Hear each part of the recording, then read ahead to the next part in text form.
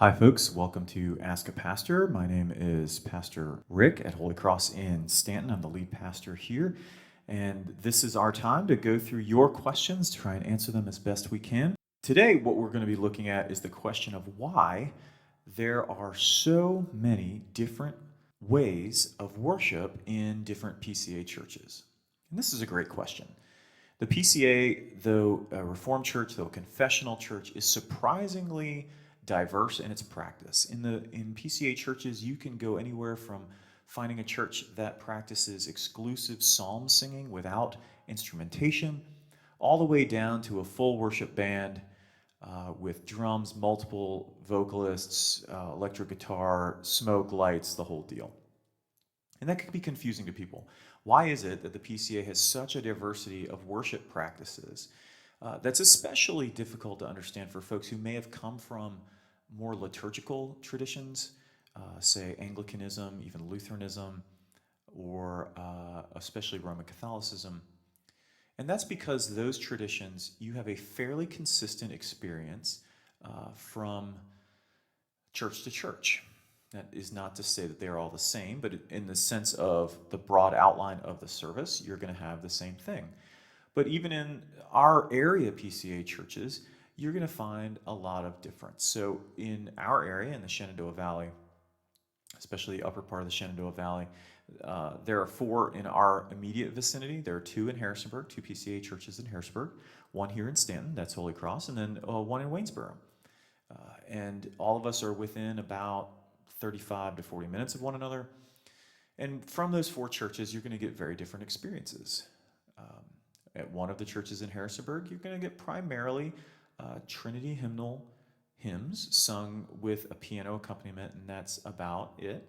They're going to follow a standard Reformed liturgy. They're certainly not going to follow, say, like church seasons and things of that nature.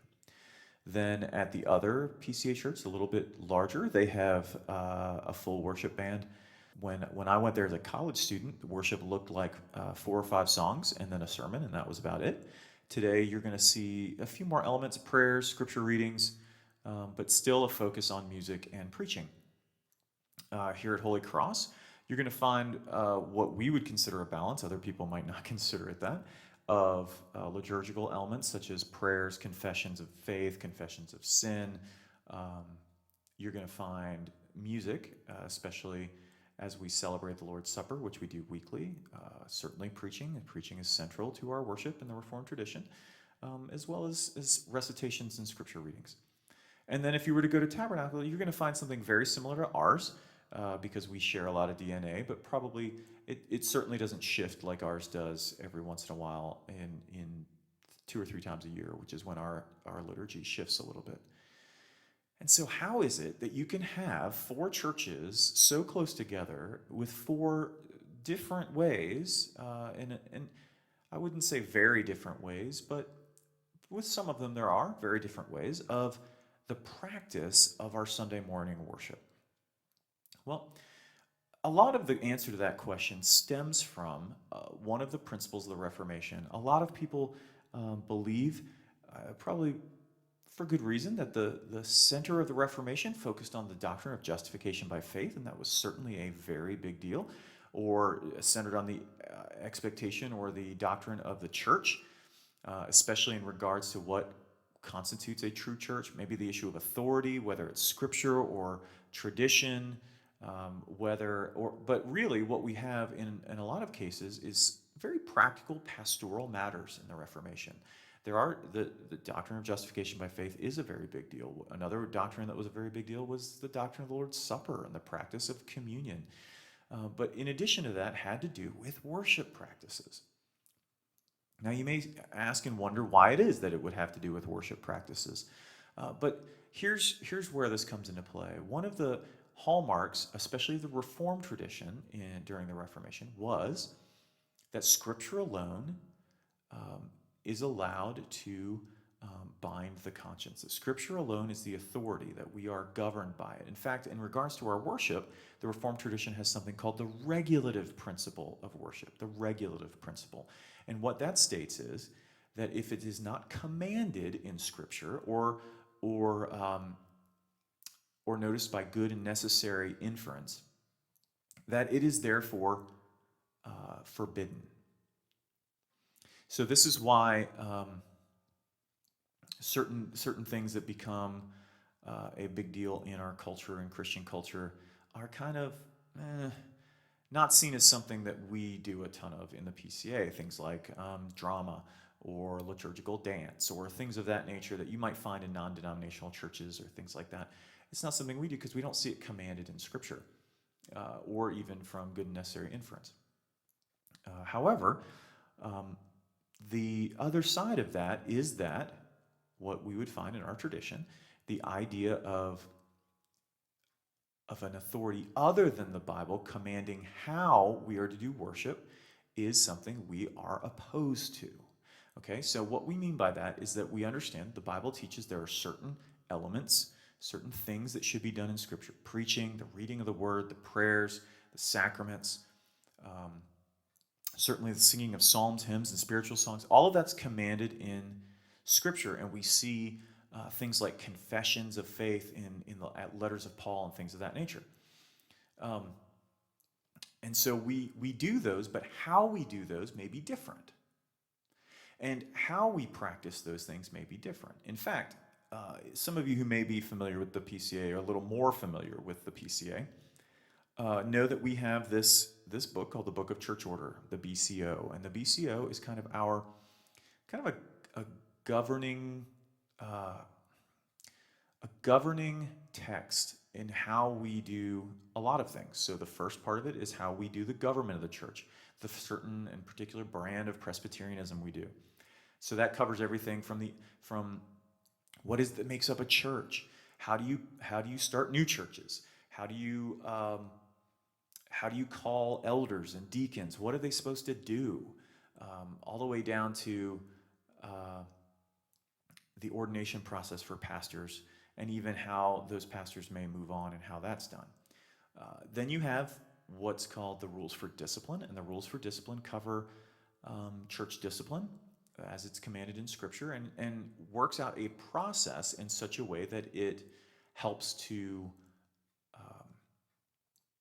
protect the one who is under discipline, helps to protect the church, helps to make sure that everything is done fair and as best we can avoid the possibilities or the likelihood of our sin getting involved, because we have processes to guard against that. That is not to say it's foolproof. It is not, but it is helpful. Okay? And then the last part of the Book of Church Order is the Directory for Worship. Now, the Directory for Worship is not constitutional, which is to say it is not a binding section of the Book of Church Order. And that is intentional. That is intentional because, like I said, our tradition is very clear on the fact that nothing apart from the Scriptures should bind a person's conscience. And so the individual church is able to determine how it's going to practice worship, even though the broad outlines, the elements of worship are kind of set up for us by the Bible. And so the how is something that we find a lot of freedom in, and the PCA finds a lot of freedom in. And we see this in everything from the way we do music. Some people would say, hey, the Bible kind of says that we should only do psalms. Well, our tradition as a whole would disagree with that. But if that's a way that you and your church want to worship the Lord, you're free to do that. In the same way, the person who's saying, like, hey, we think that the musical voice of our church is going to be a large team with drums and bass and guitar and all these things, and we're going to have some lights and all this different stuff, we would say you're free to do that.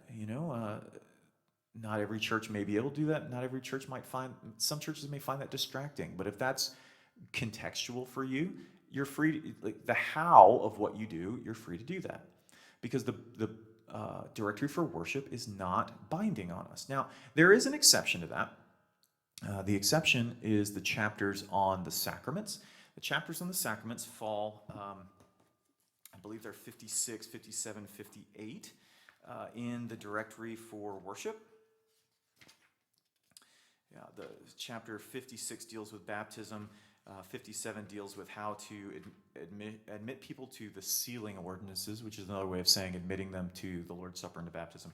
And then the final one being the administration of the Lord's Supper.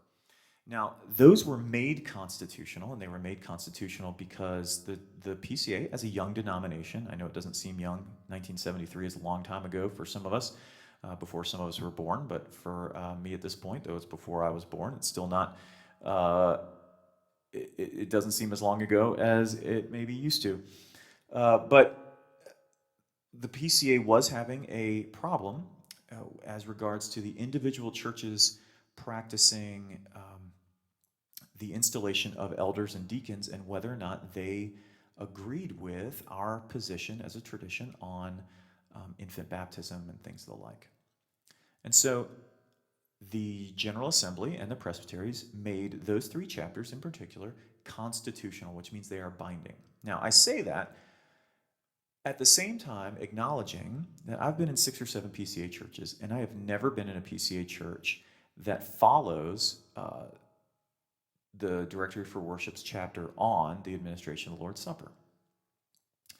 Now, that's not to say that none of those churches follow the broad outlines of it. They do.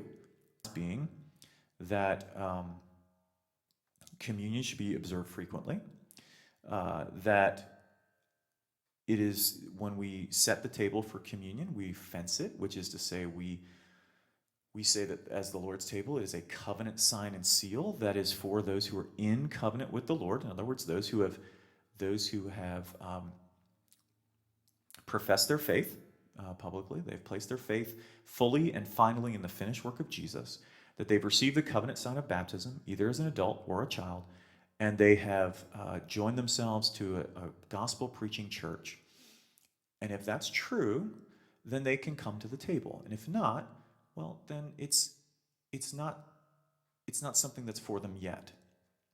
But then chapter 58 goes further, and it talks a lot more about the hows. It regards things like the elders being in a certain place, how the table is set with the elements placed being decently covered, the communicants orderly and gravely sitting around it, the elders in a convenient place together.